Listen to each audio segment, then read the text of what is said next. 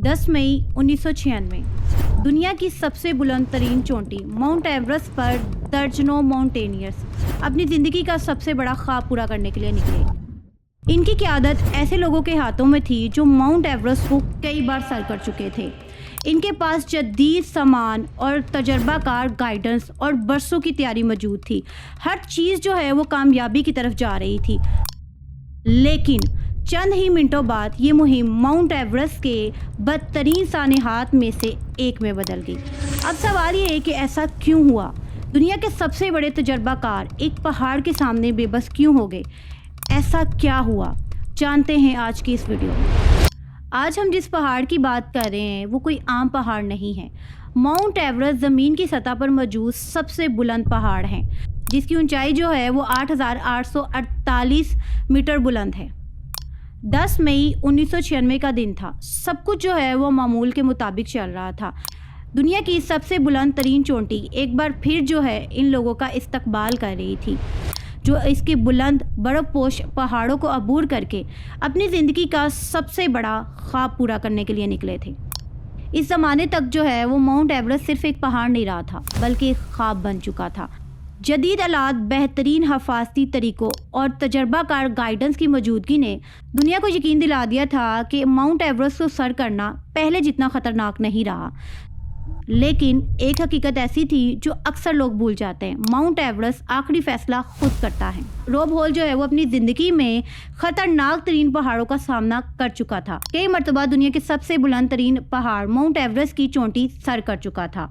इसने adventure consultant नाम की एक कंपनी कायम की जो लोगों को एवरेस्ट सर करने में मदद देती थी। इसकी शोहरत इतनी ज़्यादा थी कि लोग हज़ारों डॉलर खर्च कर सिर्फ इसलिए इसकी टीम का हिस्सा बनते, क्योंकि इन्हें यकीन था कि अगर कोई इन्हें महफूज तरीके से चोटी तक पहुंचा सकता है तो वो रॉब हॉल ही है। 10 मई 1996 की रात जब दुनिया सो रही थी, रॉब हॉल और इसकी टीम जो है माउंट एवरेस्ट की चोटी की तरफ रवाना हुई। इन्हें उम्मीद थी कि सूरज निकलने तक वो दुनिया की बुलंद तरीन चोटी पर खड़े होंगे, लेकिन किसी को भी ये यकीन नहीं था कि ये सफ़र तारीख के बदतरीन सानेहात में बदलने वाला है। ये वो मुकाम था जिसे डेड जोन कहा जाता है, जहाँ ऑक्सीजन इतनी कम होती है कि इंसानी जिस्म जो है वो आहिस्ता आहिस्ता जवाब देना शुरू कर देता है। शुरू में जो है वो सब कुछ ठीक लग रहा था, लेकिन हालात जल्द ही बदलना शुरू हो गए। हेलरी स्टेप नामी ख़तरनाक मुकाम पर जाकर मालूम हुआ कि अभी तक जो है वो रस्सियाँ नहीं लगाई गई थी। माउंटेनियर्स को जो है वो इंतज़ार करना पड़ा। मिनट्स जो है वो घंटों में बदलने लगे और वक्त तेज़ी से गुजरने लगा। रॉब हॉल ने जो है दोपहर 2 बजे का वक्त मुकर्रर किया था। उसूल ये था कि अगर इस वक्त तक जो है वो चोटी ना मिले तो फ़ौरन वापसी लौट आए। लेकिन जब वक्त आया तो लोग अभी चोटी से नीचे थे। वक्त जो है वो तेज़ी से गुजरना शुरू हो गया।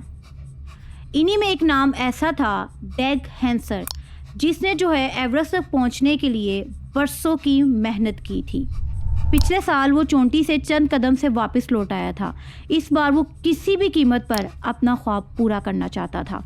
रॉब हॉल जानता था कि वक्त तेज़ी से ख़त्म हो रहा है, लेकिन वो अपने दोस्त को अकेला नहीं छोड़ना चाहता। दोनों आगे बढ़े और आखिर दोपहर के बाद चोटी तक पहुँच ही गए।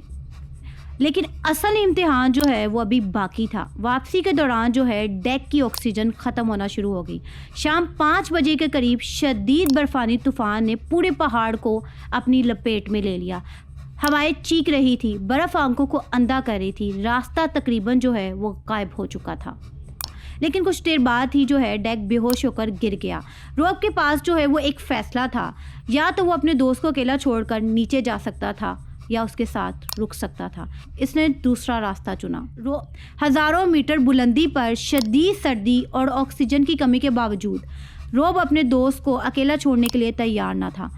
रात गुजर गई। 11 मई की सुबह जो है वो रॉब ने रेडियो के ज़रिए कैंप से रब्ता किया, लेकिन रॉब जो है उस वक्त तक कमज़ोर हो चुका था। रेस्क्यू टीम की कोशिश थी कि रॉब को बचा लिया जाए, लेकिन ख़राब मौसम और ख़तरनाक हालात ने जो है वो उन्हें वापस लौटने पर मजबूर कर दिया। फिर वो लम्हा आया जिसे माउंट एवरेस्ट की तारीख में सबसे जज्बाती लम्हात में शुमार किया जाता है।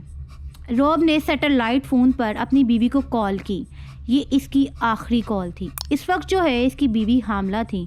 इन दोनों ने अपने आने वाले बच्चे के हवाले से जो है वो गुफ्तगू की और मुस्तकबिल के ख्वाब के हवाले से बातचीत हुई।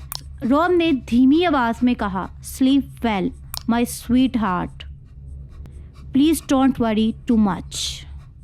कुछ ही देर बाद माउंट एवरेस्ट की बर्फीली हवाओं ने एक और अजीम माउंटेनियर्स को हमेशा के लिए खामोश कर दिया। इस दिन माउंट एवरेस्ट ने 8 जानें ली और 1996 का ये सानिया तारीख के बदतरीन सानिहात में शुमार होता है।